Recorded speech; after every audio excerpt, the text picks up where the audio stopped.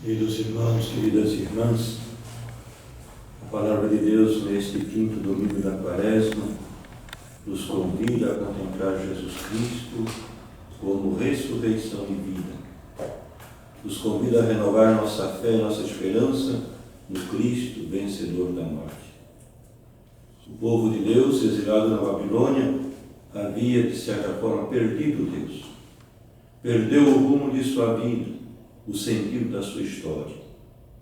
Mas antes disso, o povo já havia se perdido quando deixou de lado o projeto de Deus, o compromisso com a aliança. A terra que era para todos acabou sendo concentrada nas mãos de poucos. O leite e o mel com fartura não chegava à mesa dos pobres. Os frutos dos trabalhadores foram apodrecer nos cofres nas dispensas dos que os exploravam. O sonho da liberdade foi apagado pelo pesadelo da escravidão por dívidas impagáveis. A paz desejada virou medo de guerra, da violência. Aos poucos, a alegria da vida cedeu lugar ao desespero, à tristeza de viver na miséria e sem recursos. Diante de tudo isso, só mesmo a fé em Deus poderia dar resistência àquele povo. Para não entregar os pontos, só mesmo a esperança que pode reverter o rumo da vida. Mas ao ser exilado de sua terra, o povo de Israel perdeu também a sua fé. Perdeu a esperança. Nesse sentido, o povo perdeu Deus. E sem a sua terra, sem a sua liberdade, sem a sua fé e a sua esperança, sem o seu Deus, aquele povo se tornou um povo sem vida, aquele povo, um povo morto. Era assim que o profeta Ezequiel via o povo de Deus no exílio, como um amontoado de ossos espalhados pelo vale. O profeta leva ao povo uma mensagem de esperança. É uma palavra ao mesmo tempo chocante e animadora. O profeta choca quando põe o dedo na ferida do povo, quando acusa os responsáveis pela desgraça de todos. Mas ele anima e consola quando anuncia que Deus devolverá a vida ao povo, levantando-o do sepulcro e reconduzindo-o à terra prometida.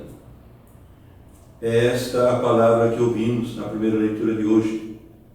Onde pensamos que já não há mais nada a fazer, Deus ainda pode mudar o rumo da história.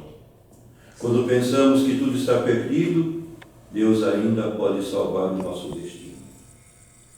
Nesse tempo de pandemia, essa palavra nos ajuda, nos alimenta, nos impulsiona. Quando vemos o número de infectados crescer cada vez mais, quando vemos o número de mortos subir, precisamos dessa esperança que nos vem da palavra de Deus. Essa mesma certeza da vitória da vida sobre a morte, do bem sobre o mal e do amor sobre o pecado, é o que São Paulo nos anuncia na carta aos Romanos, que ouvimos na segunda leitura. Como Cristo morreu e ressuscitou e hoje vive pelo Espírito, nós também vivemos em Cristo pelo Espírito que habita em nós. Esse Espírito de vida que faz vencer aquela morte que é a perda da fé, da esperança, do sentido último da nossa vida. Nesse sentido, quem tem o Espírito de Cristo não morre, porque jamais perde a Deus, pois a verdadeira morte é de fato perder Deus. No Evangelho de hoje, Cristo se revela como ressurreição e vida.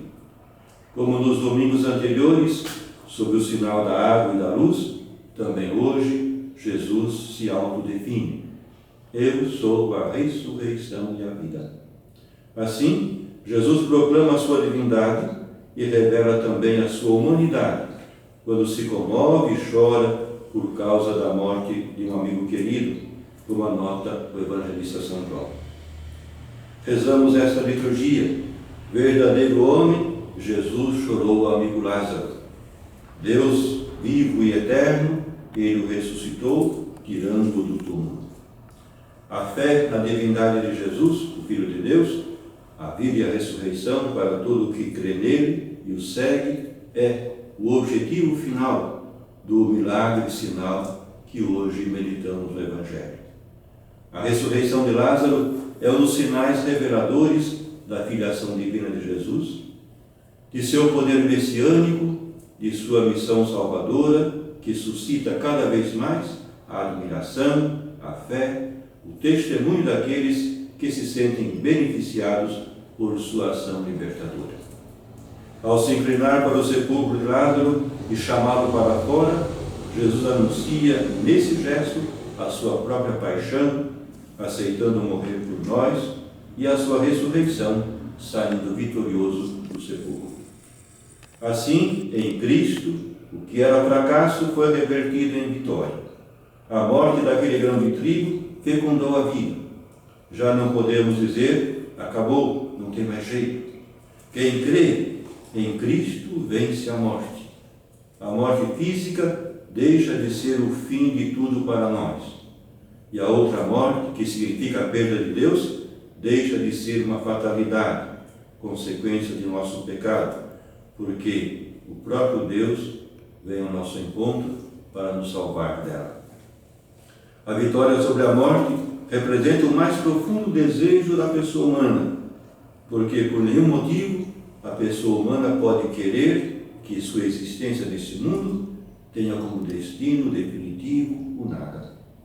A questão principal do Evangelho de hoje é a afirmação de que não há morte para os amigos de Jesus, isto é, para aqueles que acolhem a sua proposta e que aceitam fazer da sua vida uma entrega ao Pai e um dom aos irmãos.